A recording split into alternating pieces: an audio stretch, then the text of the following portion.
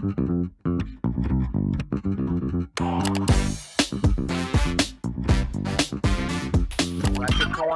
Repertoire podcast.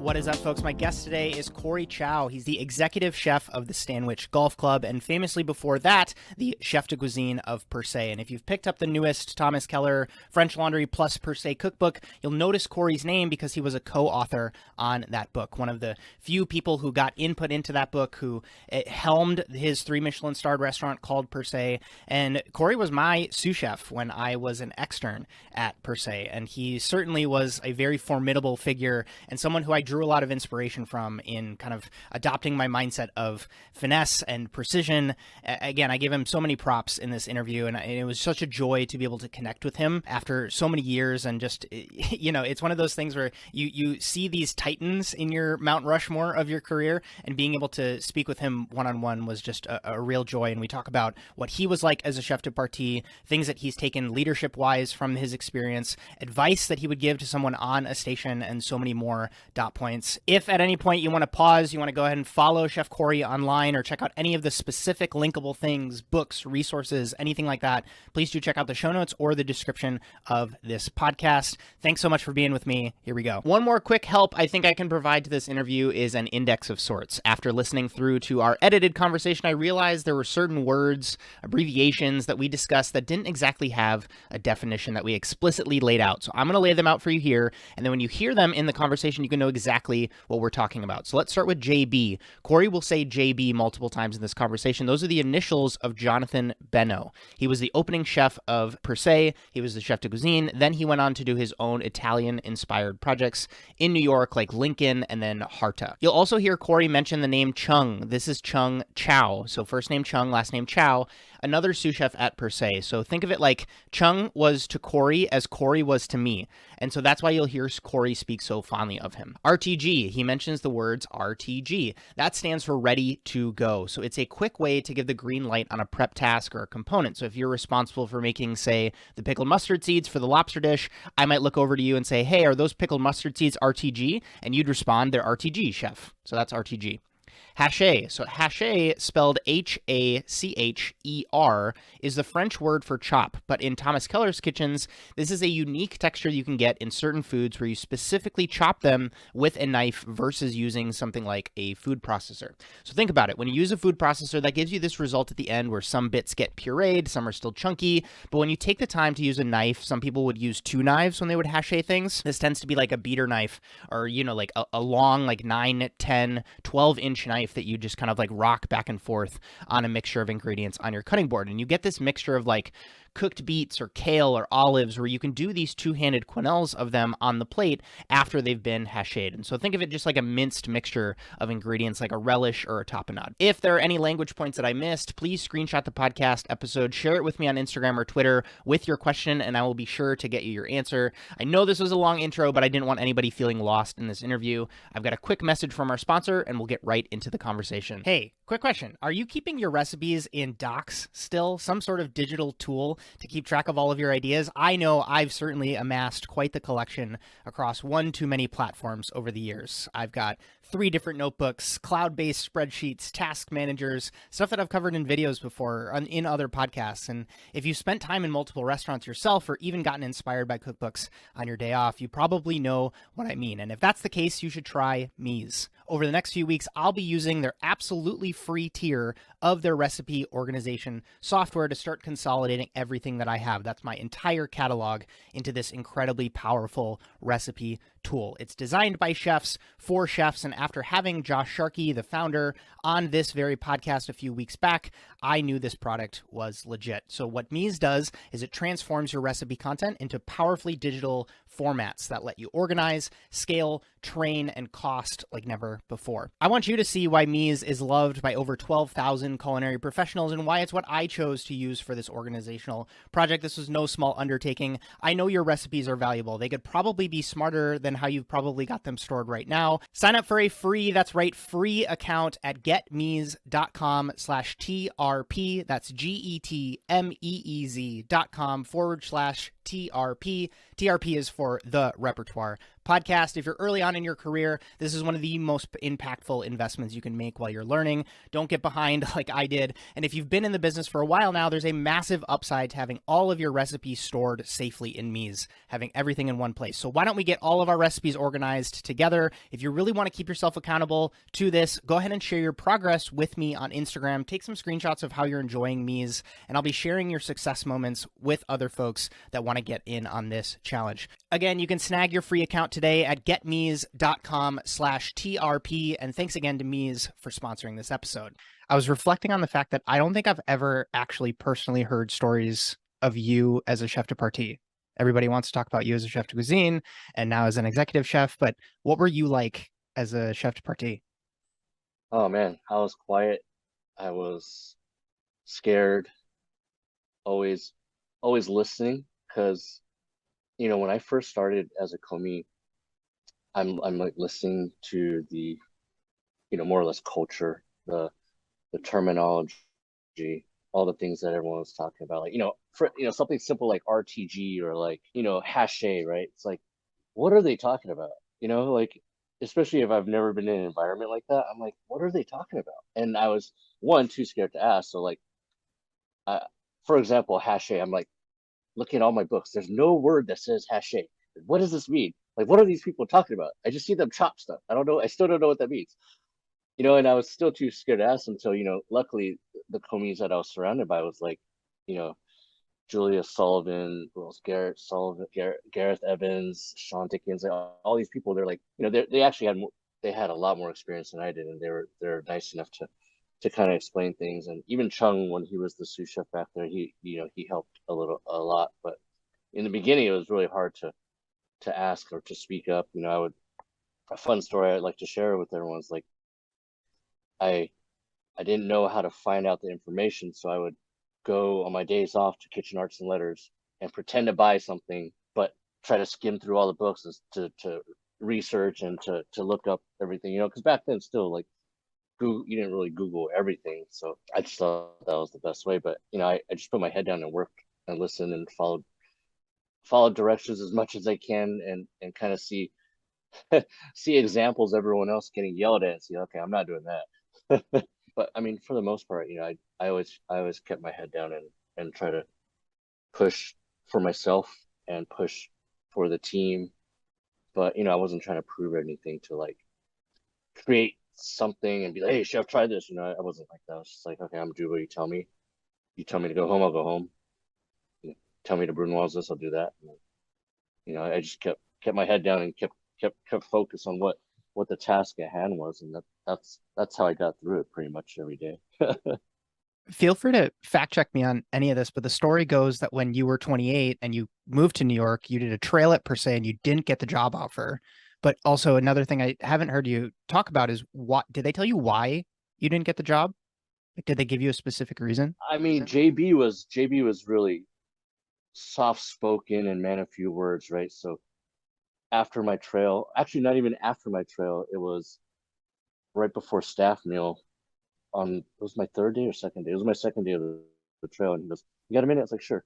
And then he goes, "Thanks for coming. I know you traveled, far from to come see us and be with us in the kitchen."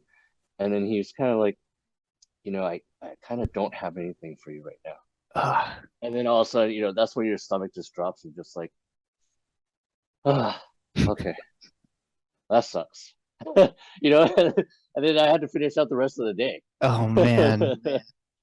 Because I think I spent one day with the commis kitchen, and the next day you spend with the PM team. And then I was just like, oh, wow, all right. So I guess there goes this trip. I finished out the day, and then I came out with a few of my friends, and we stayed at a hotel down 57th Street, right around the corner. And it was late. It was already like 1, 2 o'clock in the morning. They were already sleeping. I got home. I got into the hotel room, and I just I think I grabbed a tall boy on my way home, and all my friends were like crashed out on the beds, and I found the chair and I just sat there and drank a beer, and I was like, all right, I guess that's it. I'm going home tomorrow. Yeah. Right. How long was it between that rejection moment and actually getting the job? It was 3 months, I think. Okay. And then JB called me, and then he goes, I'm reaching out because we have something open. I was wondering if you're still coming. And I said, Chef, when do you need me? And then Amazing. he's like, I can't remember. My start date was September something. I arrived 2 weeks before without a plan. My only plan was I booked like a hotel room for a couple of days, and then I had a hostel for a couple of days. And in that week, I had to figure out where I'm going to live while starting my new job in like 3 days or something. I want to pivot to more modern or steps further along in your career and talk about technique, because I don't know if you see yourself as this, but for me as an extern at Per Se, and I don't exaggerate when I say this, you were the pinnacle of precision and technique for me in that brigade. And I took every opportunity I could to watch how you could like simultaneously lock into a project, but then also like be aware consciously of like everything that was happening in the kitchen. And so I'm starting to ask this question to all of my guests. What is the most valuable part of your repertoire? I would say it's almost your senses. Like you have see, smell, hear, right? And I think I've had conversations about this recently with my managers and with cooks, and the awareness of what's going on in a kitchen is how you know where everything is, how things smell. And for example, when I walk into a kitchen, anywhere I go, whether it's a home or a kitchen, I have to inspect where everything is before I even do anything, right? That's like mise en place. It's mental mise en place. It's all kinds of mise en place. But I guess you learn this when you're a young chef, and then you learn it from your surroundings, from everyone else around you. Is when that's how you become the chef. Is listening, and you're hearing Chung facilitate the whole commis team, right? Like, okay, he just told Julia to brunoise this. At the same time, he's already organizing me and Gareth on staff meal, all at the same time, and listening, and he can hear the dishwasher, making a loud noise, and he has to go through that, and then he can smell the stock almost burning and coming back to, like it's using your senses, it's using all those things from your experience in that home of a kitchen that you've made your home, right? Everything has a place, whether it's your mise en place or at Per Se, right? Everyone knew where the nine pans were, no matter what. Everyone knew where the third pans were. Everyone knew where the stock pots were. So you're able, I guess maybe that's just the organization of how Thomas created his kitchens, and everyone knew where everything was. So it's like if you needed that extra 30 seconds, like Chung, please, can you get me the rondo to stir fry my staff meal?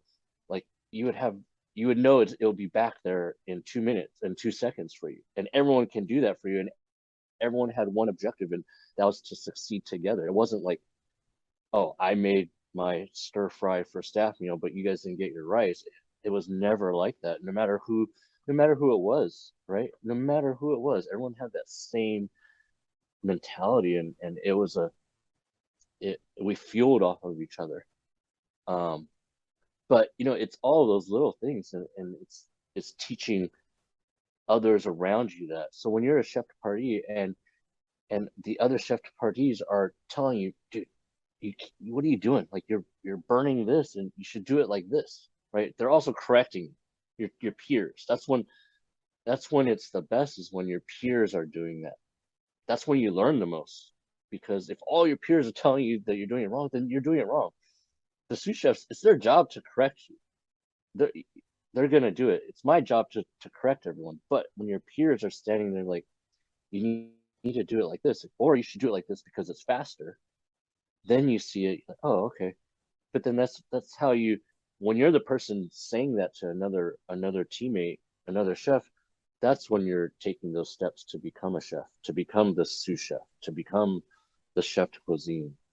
Those are the little things that people don't really realize, that that's what's going to help you become a leader.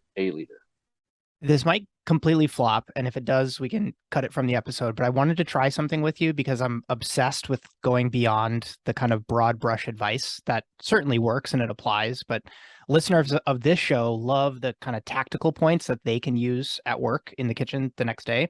And I think the easiest way to get those is with a case study. And so I'm really looking for your brutal feedback here. Don't worry about offending me because I really want to be this kind of sacrificial lamb in service of progress and learning. And I feel more than confident now. So don't worry about that. The only station that I really ever worked at French Laundry was Cheese Station.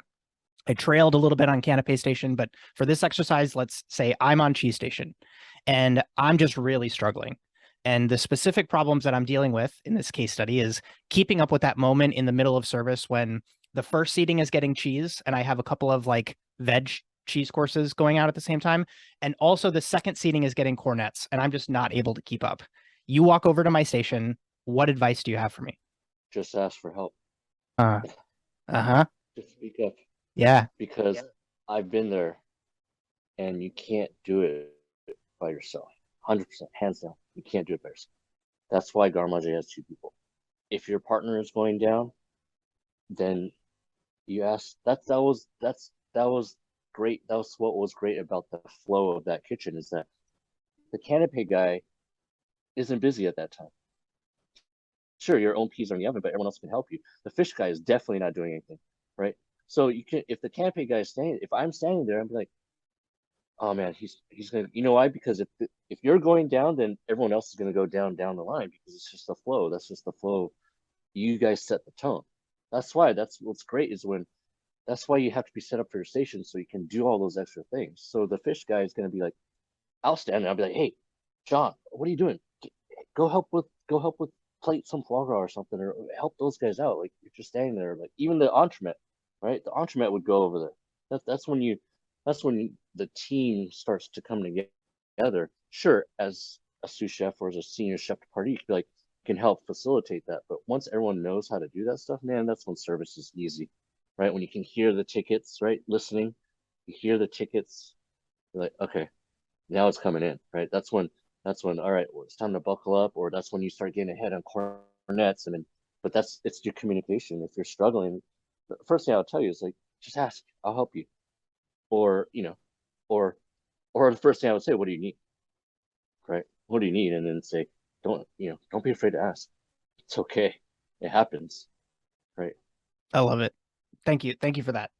Again, that was a shot. I shot my shot on that. I didn't know if that was going to work, but like huge props. Like that's a leadership principle that I don't think gets talked about enough because it's at this, I don't know, the toxic culture of like feeling some satisfaction to see someone go People down. always get scared. People always get Yeah. scared to ask because I don't think it's ego, but you're just too scared to ask for help because everyone else around you does it, or like you don't want to be Mm, the guy that always needs a hand or something. I get it. I was there, and you are scared, but that's what teaches trust, or that's what it's not like you're the jerk that's just standing around going, oh wait, I need something. If you're trying your hardest, everyone's gonna notice that. No one's gonna deny you of that. I want to talk about fun. So I saw some of the presentations you started to do when you became chef de cuisine, and considering per se has such a structure to it and a set of these kind of frequently used components, I would see like the fun knife cuts that you were doing and some of the flavor combinations or presentations that you would lean into. And I was like, man, it looks like Corey's having a lot of fun right now. And for folks listening, fun might be the last thing that they think about in these intense 3-star environments like per se. And so you can use the word play or humor if you want to replace that with fun. But how do you think about fun in your work life? I think the fun part is sure it's the creating part of doing a knife cut or a different sauce, but it's also getting everyone inspired around you, and because I have experience and because I'm the chef there, it's also my job to help inspire others. That's what makes that place the best is the menu meetings and everyone's ideas and how I can teach the newest cheese guy how to make a great agardu with his ideas, maybe, right? So I don't think you've ever seen it, but after I started to be the chef for a little bit, I was thinking about these ideas and inspirations, where we get inspired from. And the narrow wall in between PDR and Comey Kitchen Yep. behind Yep. the really narrow hallway, and it has the box to turn the knob and stuff. Yep. But on the opposite side of that wall, I put on a big dry erase board. And on this dry erase board, I had a P-touch of everyone's name, including mine, my name, the sous chefs, and all the chef de parties. And then there's a dry erase marker there, and it was the inspiration board. Wow. And everyone wrote their ideas that they had, that a project that they wanted to do, or they wanted to try, and put it on the board. And then we would, when we do a menu meeting or we're coming up with ideas for the menu, we'd walk by, me or a sous chef, and look at Justin's pasta that he wants to try. This farce, fava bean, sure. We've done fava bean a million times. What are you thinking of fava bean farce? Well, I was thinking fava bean and savory. Oh, okay. Well, what do you think? How do you think we should do that? I don't know, chef. What do you think? Okay, well, maybe we should try it with, we don't have to do ricotta. We can do mascarpone and savory, or some sort of other mild cheese. It stems from that, and I was proud to show people that, look at, everyone has an idea here, and we just feed off of each other. That's what makes everything so unique to how we did it. It was just another version of what we did before, right? But it gave everyone a little more confidence to, they don't have to tell anyone their idea, right? You just walk up there and write it and see what everyone thinks. It's like planting a seed almost. It's like where it's going to Yeah. grow. Yeah, it could change. I've always wanted to. Because Yeah, go ahead. if you Google, Yeah. I'll look at it right now. Yeah. So the fun part of that was when I wanted the inspiration board. So what's the definition of inspiration? The fun part was that, okay, process of being mentally stimulated to do or feel something, especially to do something creative. And there's synonyms. This is where it's going to get good, because a synonym of inspiration. But it was just it was a great idea to have everyone share something, even if you're brand new and like, oh, what is this for? Why are these guys? Is this how they create? And then even too, someone would write something, and we would explain to them what it was, and it doesn't have to be a fluid gel or some molecular thing, but it could be something classic. If you want to do coq au vin, you can make coq au vin. Sure, we'll teach you how to do it for a staff meal, and it could be something simple as butchering fish, right? And that was the great thing. You don't have to come up with dish. You can help. You can learn how to butcher. Then that's awesome. Finesse. Finesse is a synonym to inspiration. Got it. And then when I saw that definition, and I was like, that's it. So we wrote, Chef Dan Bacuzzi helped me create the board, and then on top of the board we put the definition of inspiration and put the synonyms and put finesse as one of them. I love So it. Super cool. It's been a while. You're one of the, and correct me if I'm wrong, there's like less than probably 10 people who have had that conversation with Chef Keller when he asks you to step into a role like the chef-de-cuisine of one of his 3 Michelin star places. If you're open to sharing, what does that conversation look like with Chef Keller? I think most of the conversation, sometimes it's coming, right? You kind of, that's where you're always prepped for the next step already, right? You can always tell who the next sous chef was, like the leadership that a chef de partie would take, or the way they cook, or the way they did their out of place sets. Like, that's their out of place set. Geez, when do you have time to do that? I think you kind of already know, but at the same time, yes, it's like when the words come out of his mouth, you're just like, holy crap. Really? Like, are you sure you're, in my head, yeah, are you sure you really want to ask me that right now? But at the same time, it's like, yeah, I was Eli's exec student. I was running my own services. I was doing all the VIP menus for when I did stuff. So it's like, I was somewhat prepared. I would say I didn't do everything that the chef did, but we were prepared to run it as if what was JB's favorite quote? Treat it like it's your own, and one day it will be. So if you treat it like your own, you're already running the restaurant by yourself. Like, hands down. I have my quote right here, sitting on my white dry erase board. It's all over my office for these guys to see. And I can't even imagine, like, is there a set of metrics that Chef Keller asks for, or does he like ask you what you want to make out of the role? Like, as you're having that conversation after he makes the ask, would you like to be like, will you be chef de cuisine? Is it, and you can only probably speak to your experience, but what comes after that? I guess what comes after that is it's kind of like when you get the job and you're a young commis and the chef asks you, do you want to work here? Do you want to come at? Do you want to work at per se? It's like yes, but you don't think about wait, do I get benefits? Like those little things. Yeah, Like yeah. kind of just say yes because Chef Keller just asked you to be the chef de cuisine of per se. I mean, it's just yes, and then I'll figure it out after that. To be honest with you, it's like when he asked me to help write the French Laundry per se. It's like yeah. Well, what else am I gonna say? No, but or yes, but no. It's like yeah, I'm gonna do it. It's about a week after that. It's when you're like, oh wait, what is the what's the job requirements for it? you know? You co-authored with Chef David Breeden, and I also would love to have Chef Breeden on the show someday. And considering you guys worked as kind of like East Coast, West Coast counterparts for the time that you were chef de cuisine, I'm curious, is there a specific question that I should ask David if and when he comes on the show? I mean, I think we have great stories to share from where we come from. Like David, David's stories were great. Like he's this mountain kid, from Tennessee. Just like, man, look where he got.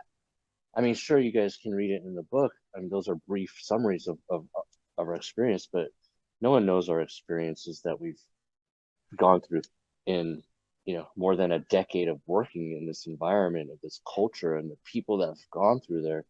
But I don't know if, I mean, I don't think we would ever change anything. Like, how people always say, oh, what would you change or the steps that you take. But I mean, for David, like, I don't know, maybe it's like what makes him happy now. It might be Yeah, different. Obviously, we're older, right? yeah. We're almost 15, 20 years ago, right? So we're all different phases of our lives, and what I mean, a fun one would be like what inspires us every single day, right?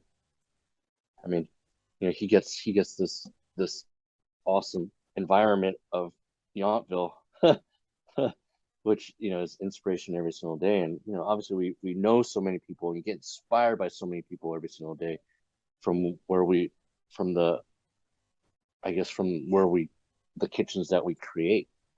You know, we didn't work at Per Se together. We wouldn't know Greg Backstrom, Tebow, Joe Cash, right? Justin Kana, right? Like all you guys, like Chris Hotooth, and we're all from all over the world. That's crazy. That's crazy. 100%.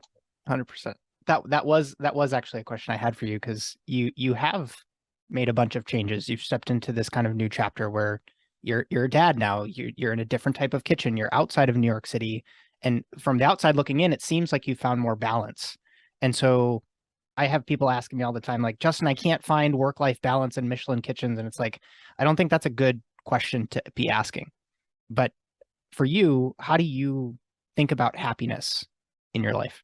It's kind of what you make of it. I mean, sure, cultures have changed from 10 years ago, the kitchen culture specifically, the balance specifically.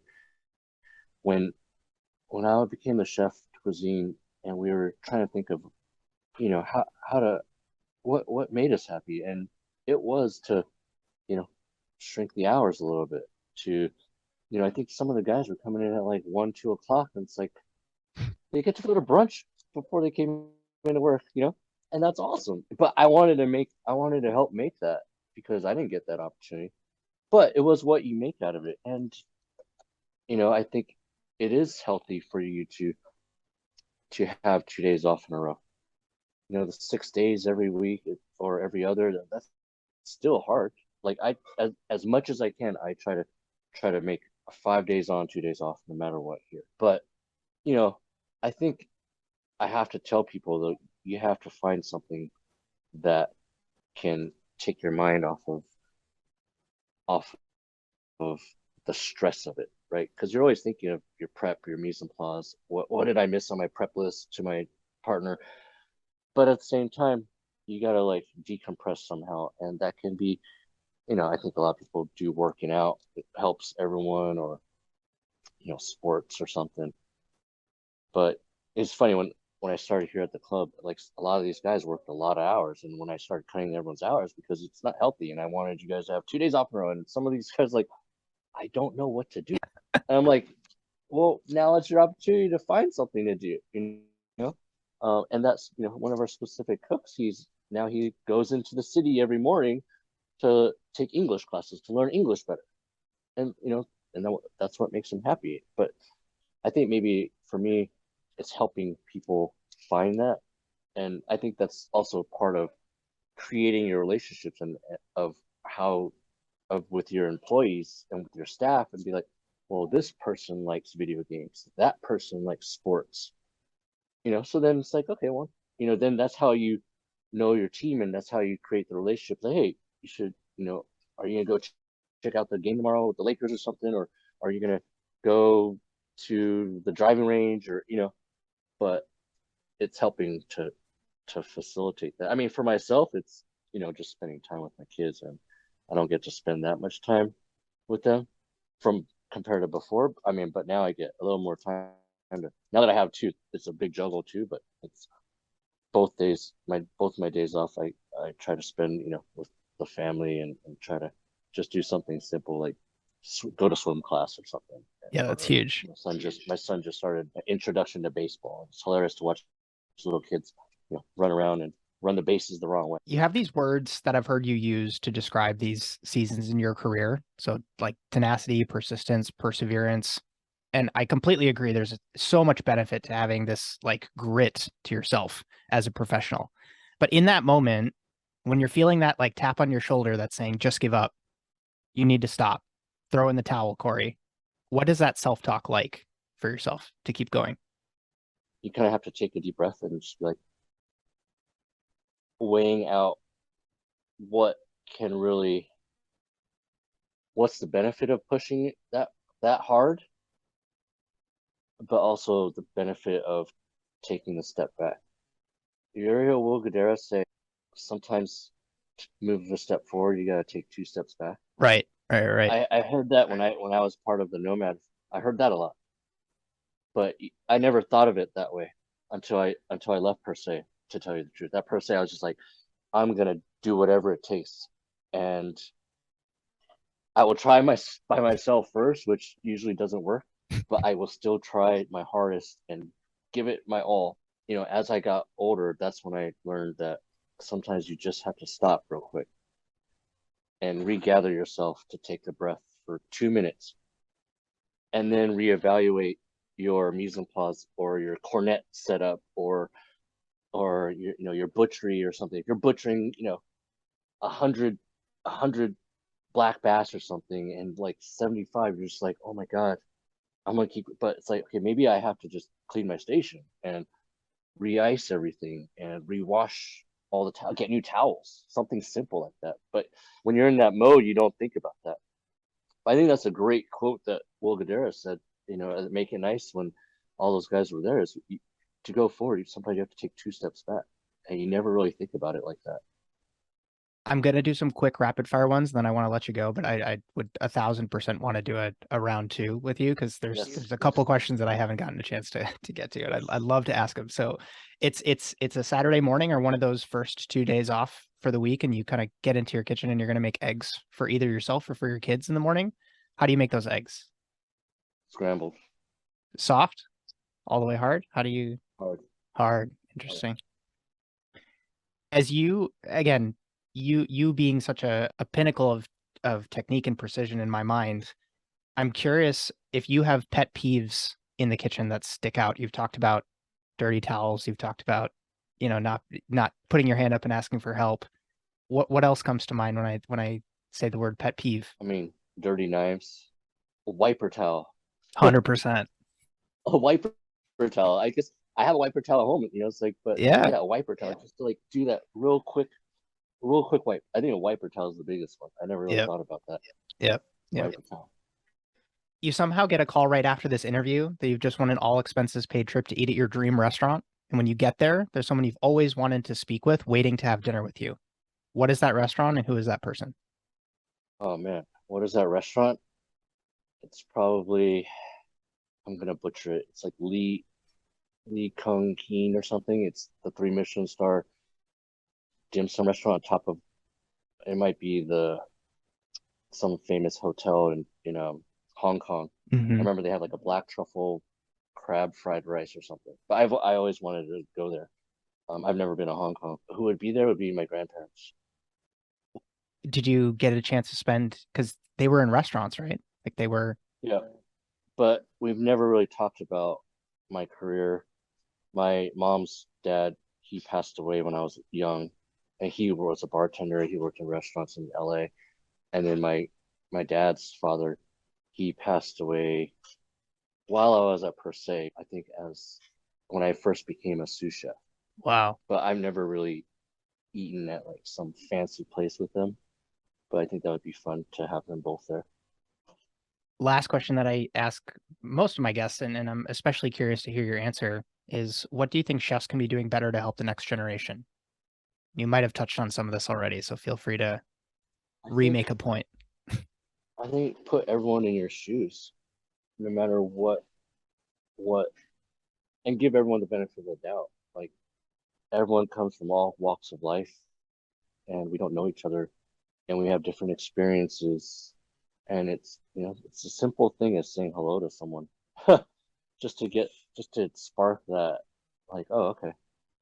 And I think patience is huge, right? Yeah, you always have to have a patient mindset with the young cook, the the senior cook, the front of the house team. And like I said, you never really realize that until you're more seasoned or more experienced. You never really think about, taking a step back to see what's really going on and how it affects people. Your words, those words affect people. Corey, I'd consider this very successful round one. Again, would really like to continue. I want to make sure you Yes, get out of here, but thank just you. thank you again for your time and Of just course. for everything that you do out there in the Thanks for industry having me. for folks. I'm happy to to be talking with you right now, and I'm proud of what you're doing. And I think it's great to just talk and share our stories. Absolutely. Well, here we are together again at the end of another episode of the Repertoire podcast. If this is your first time listening, this is a show for hospitality creators who want to think better, increase their performance, and believe that it's possible to take lessons from what others have already learned. I am your host, Justin Khanna, and if you're new here, I'd like to personally welcome you to the show. I hope you enjoyed this episode. Friendly heads up to check out the show notes inside of the description of this podcast if you want to check out previous guests, links to specifics that got brought up in this episode, as well as other helpful content that we create and share here online, because everything we do is focused on helping you along your journey. If you don't have a ton of time, the best place to start is with some value sent straight to your inbox every single week. It's called the Repertoire newsletter, where we share knowledge on sharpening your skills, asymmetric upside, and exploring the industry beyond the status quo. If you subscribe, we'll keep you up to date on trends that are shaping the hospitality creator ecosystem. We'll share discounts on gear that we find, as well as content that we've been producing ourselves and helpful articles that we've already read and decided are worth your time. Last up, if you want to connect with other industry professionals in the Repertoire Pro community, you want to check out courses like Total Station Domination, or download free tools that we've created, you can learn more at joinrepertoire.com. That's joinrepertoire.com. The only ask from me is that if you enjoyed this episode, I'd really appreciate a review of this show on Apple Podcasts as well as Spotify to help the podcast universe know that people like us like shows like this. Regardless, I'll see you in the next episode. My name is Justin Khanna, and I hope you have a good one.